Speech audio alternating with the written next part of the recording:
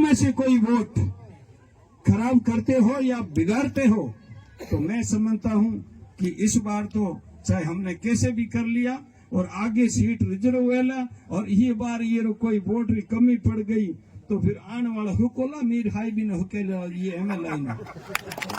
तो आप लोगों से निवेदन है कि आप एक वोट बार मत जाने देना। हम तो जाटा से भी ये मैंने उस समय कहा था, काफी एक बात को 10-10 बार रिपीट किया था कि इस गरीब आदमी को खाड़ी में मत उतारना। ये फतेहगंज गुड पास में बैठा था और आप लोगों इनको अगर लाए हो तो आपका समाज अगर के जाट समाज का एक भी आदमी खिलाफ जाएगा तो मैं कहता हूं मैं खमा खमा एड़ा करिया याद करियो पूर्जी शायद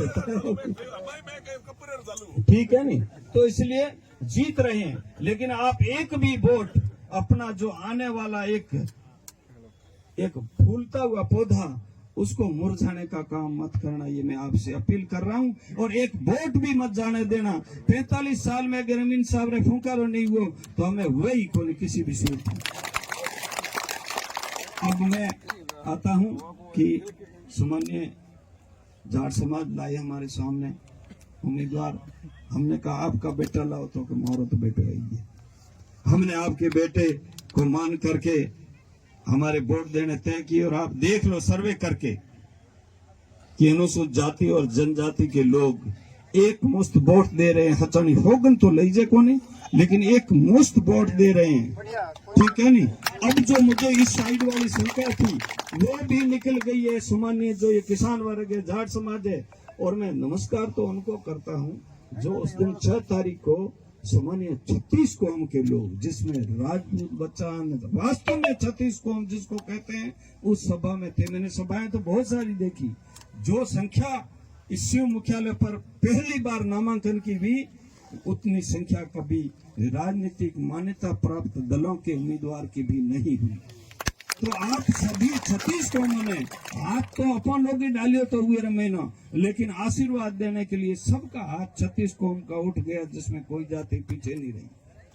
तो अब ये बात हमें को इस राजस्थान में बिल्कुल चर्चा का विषय होना चाहिए कि जनता ने जो जिस पार्टियों ने जिसको टिकट दे करके ठुकरा दिया उसे इस सामान्य मतदाताओं और 36 कौम ने उसको गले लगा दिया।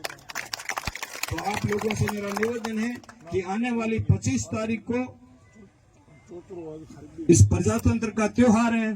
त्योहार एक होता है, उस दिन हम खाते हैं और दूसरे दिन खत्म हो जाता है, लेकिन ये त्योहार ऐसा है कि उस दिन जो त्योहार आप मनाओगे तो 5 साल तक उसके फल खाओगे, अच्छे आदमी को दिखाओगे। इसलिए मेरा निवेदन है कि आने वाली 25 तारीख को आपको अर्जुन को जिस प्रकार से मछली की आंख दिखती थी उसी प्रकार आपको अलमारी का निशान और आगे वाला बटन ही दिखना चाहिए। यही हमारा संकल्प होने चाहिए। ज्यादा मैं आपका समय नहीं लेना चाहता हूं, लेट हुए हैं, लेकिन आप बड़ी संख्या में पधारे हैं।